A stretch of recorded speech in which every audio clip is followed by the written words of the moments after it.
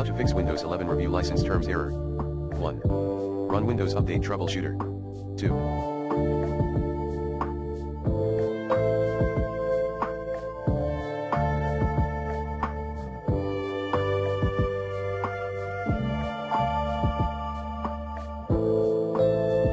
Use the Windows 11 Installation Assistant. 3.